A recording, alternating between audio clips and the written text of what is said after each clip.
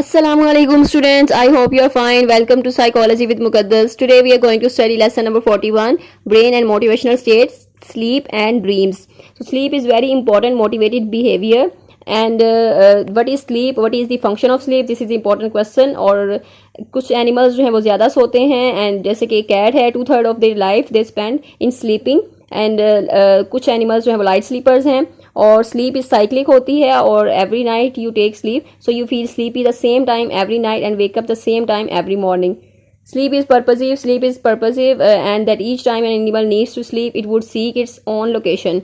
So ये अपने location पे भी हम इसका लोकेशन से भी लिंक्ड है. When you feel satisfied, then you sleep at that time.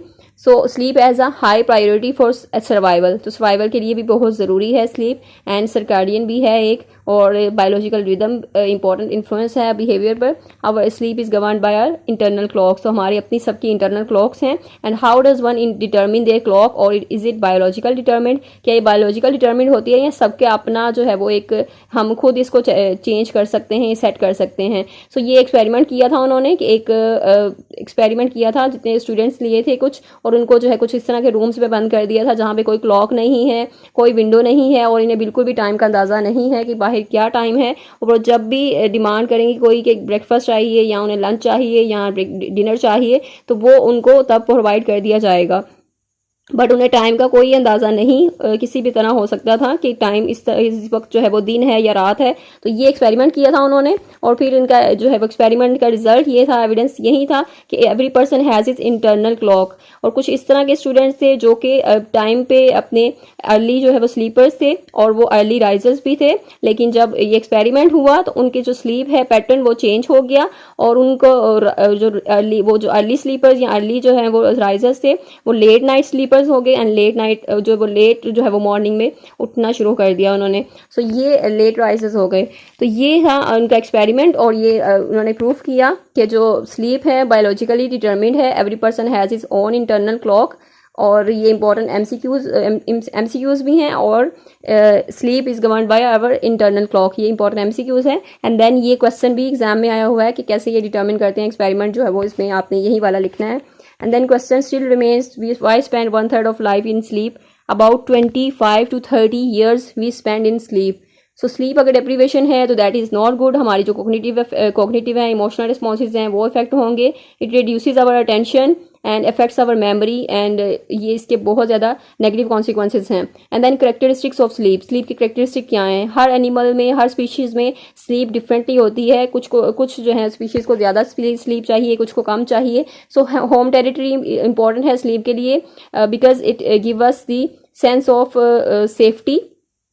सो जब एनिमल्स भी इसी तरह ही हैं, वो अपने घरों में, अपने नेस्ट में या डेंस में जाकर रेस्ट करते हैं या स्लीप लेते हैं, because it has the survival value, safety, security feel करते हैं वो वहाँ पर. So periodicity and cyclic nature of the sleep. So every 24 hours we need some hours for sleeping. यहाँ पर लियोनार्डो डा विंसी और आइंस्टाइन का स्लीपिंग पैटर्न बताया है, पॉलीसाइक्लिक होता है. They had short sleep cycles but many of them. So functions of sleep क्या है, कि आप ये इंपॉर्टेंट क्वेश्चन भी है कि फंक्शंस ऑफ स्लीप की बताएं या डिफाइन करें. मोस्ट ऑब्वियस आंसर है कि rest. Why we sleep? Because of we want some rest, we want to get a refreshed, so after some good night sleep. So nap can help in this matter, but you need sleep to recover yourself and to function more efficiently. And memory consolidation theory है यहाँ पर, जिसका ये कहना है कि हम सोते हैं तो then consolidation of memories, यानी हमारी जो memories हैं वो recover होती हैं, especially during the REM period. and जो young infant हैं या growing children हैं उनमें बहुत ज़्यादा ये देखने को मिला है. sensory motor practice उनकी होती है during REM sleep. तो it also seems that REM sleep जो है वो बहुत important है और needed for repair for any damage of cells. So continual work जो है वो ऑनगोइंग है ये. And then electrophysiology of sleep, इसके बारे में कि स्लीप की जो साइकिल्स हैं वो कौन कौन सी हैं, उसको कैसे मेजर किया है उन्होंने, ईईजी के थ्रू, ऑक्यूमुलोमोटर के थ्रू, ईएमजी के थ्रू, और ये सारी जितने भी टेक्निक्स हैं मेजर करने के लिए थी. इलेक्ट्रोड्स जो हैं वो अटैच कर दिए गए. And then polygraphic recording device पे हम रिकॉर्डिंग जो है वो उन्होंने चेक की, इलेक्ट्रिकल चेंजेस चेक किए ब्रेन के, एंड कि अवेक स्टेट में ब्रेन की जो वेव्स हैं वो कैसी होती हैं, बीटा वेव्स हैं या हाई फ्रिक्वेंसी फ्रीक्वेंसी होती है, लो वोल्टेज होती है तो उसकी वोल्टेज क्या है। एंड ये इंपॉर्टेंट एमसीक्यूज हैं, इंपॉर्टेंट क्वेश्चन भी है। स्लीप के साइकिल्स कितने हैं, स्टेजेस क्या हैं। तो ये स्टेज 1 स्लीप में अल्फा वेव्स होती हैं, एंड देन स्टेज 2 में डेल्टा वेव्स होती हैं, स्टेज 3 में डीप स्लीप है, स्लो वेव्स होती हैं यहाँ पे, एंड स्टेज 4 में आपकी स्लो वेव्स हैं स्लीप की, एंड देन डेल्टा वेव्स हैं इसमें। और इसकी फ्रीक्वेंसी क्या होगी, वोल्टेज क्या होगी, और ये इनकी हाइट क्या होगी, एम्पलीट्यूड क्या होगा, ये आपके इंपॉर्टेंट एमसीक्यूज भी इसमें से होंगे। एंड देन रेम स्लीप आती है। रेम स्लीप में आपकी बॉडी मूवमेंट होती है और ये इंपॉर्टेंट स्लीप है आपकी, and it is also called paradoxical sleep. And then this is the 90 minutes की एक साइकिल होती है। They are repeated cycles of 90 minutes every 90 minute of the person, यानी हर 90 मिनट के बाद जो एक इंसान जाग जाता है and then goes to sleep again. So ये जितनी ज़्यादा होगी, इतनी ज़्यादा रैम स्लीप जितनी ज़्यादा आप लेंगे उतना ही आपके लिए ये बेहतर है। So REM sleep is sleep during which you dream. तो इसी रैम स्लीप में ही ड्रीम जो है वो आते हैं।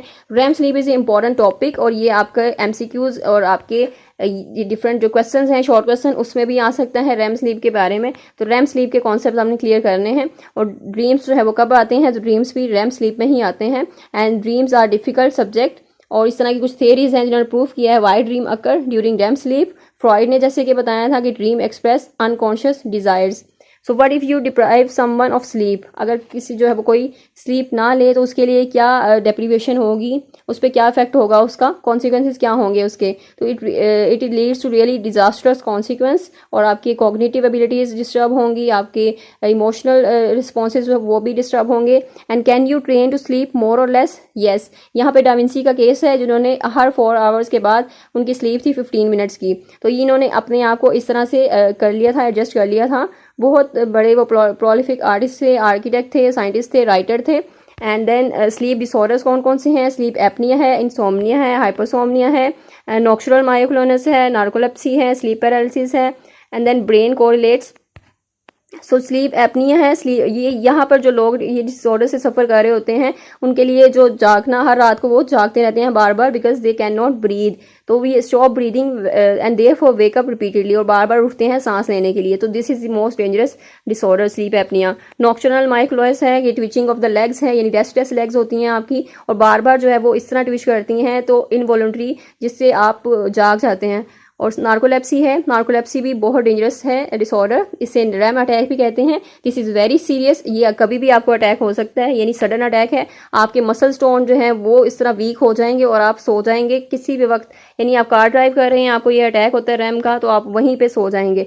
तो this is really dangerous narcolepsy. Sleep paralysis है, स्लीप पैरालिसिस में जब आप फील करते हैं when you wake up but your body doesn't response, and that is the state of paralysis. तो मसल्स जो हैं आपके इनहिबिटरी कंट्रोल में होते हैं, और ये किस वजह से होता है कि आपकी बॉडी को स्टॉप करें मूविंग से during the REM sleep. So brain correlates है, जुवे का एक्सपेरिमेंट है जो राफे न्यूक्लियर पे उसने किया था स्लीप पर, और उसका रिजल्ट था इंसोम्निक कैट्स, यानी उसने वो डिस्ट्रॉय कर दिया वो एरिया, और it leads to the insomniac cats पे उसने एक्सपेरिमेंट किया था।